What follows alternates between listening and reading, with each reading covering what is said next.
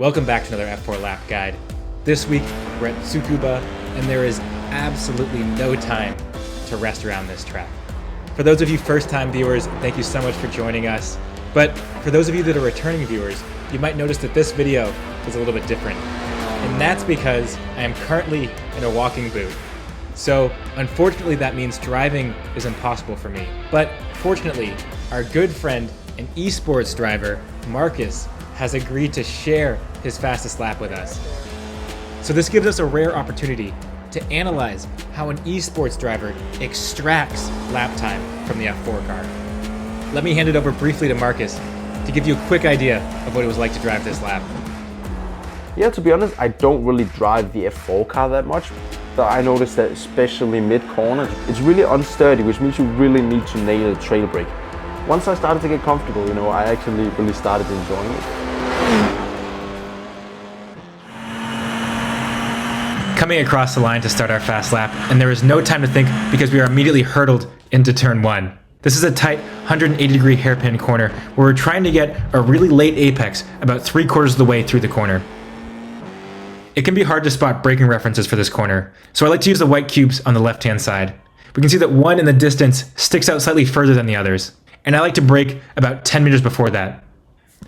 Now because he's going uphill, Markus can brake very hard initially into this corner. Look at that. Initial application is 100% brake pressure. But because he's going over this crest, he needs to immediately peel off of that brake. So he peels off, you can see there, down to about 30% pressure, trying to get a late apex about 3/4 of the way through the corner and trail braking all the way into that apex. But as he hits that apex, he's hard on the throttle, trying to get a great exit, as he said in the intro. Third gear, fourth gear, tight to the left-hand side, setting up a really challenging corner because we're turning to the right as we brake for this corner, which makes the car really unstable, and the car always wants to slide through this apex. For the braking point, I like to look at the red and white strips on the curbing in between the black scuff marks on the right-hand side. Because Markus is turning while he's braking, he can't apply the brakes as hard as he did going into turn 1. We can see here, he's only to about 50% pressure, and the car is sliding as he comes into this apex. Hustling the car all the way in, still trail braking into the corner, but getting hard on the throttle as he fights the steering wheel, trying to extract as much speed as possible. Immediately hustling the car back to the left-hand side, setting up a very fast right-hander. You want to try to lift off slightly early here to help the nose bite into the corner and make sure you don't understeer.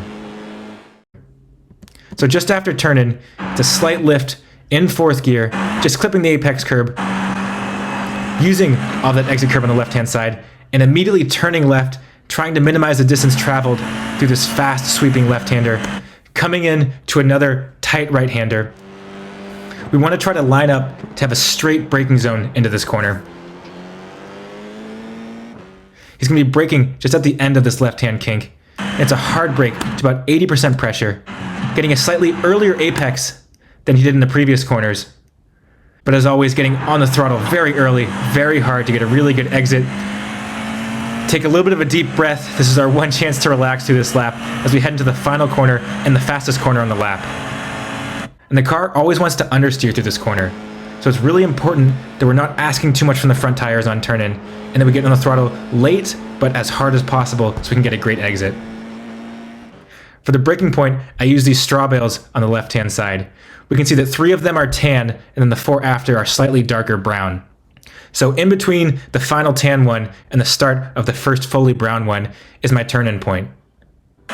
So he turns in and then lifts up the throttle and just slightly dabs the brake to help bring the nose of the car in towards the apex, drops it down into 4th gear, and then gets hard on the throttle. I'm going to show that again. Hard on the throttle before this apex curbing starts on the right-hand side.